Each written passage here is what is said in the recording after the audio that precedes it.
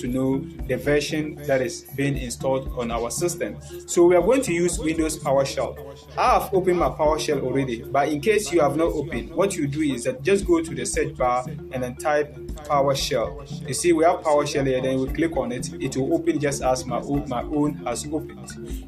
So now what you do is that to be able to see the versions of Python that is installed on your system, you type py, which stands for Python, and give space and add -0 and press enter. You see my system, I have two versions of Python, which is Python 3.14 and Python 3.12. These are the versions of Python that I have on my system. But aside this, we will be able to also detect the path where Python is installed, or the path where all these versions are installed on my system. So to be able to do this, you type where,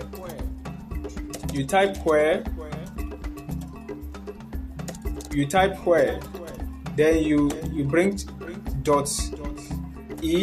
.exe, which is execute, because it is a program.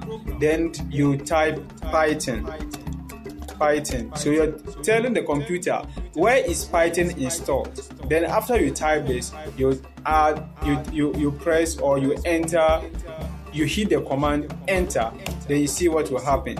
So you see now we have the paths where Python is installed listed on our console. So that is the paths where we have our Python versions installed. So that is the easiest way you can detect how Python is installed on your system without difficulties. You don't need anything, just simple codes and you're good to go. Thank you very much for following me, and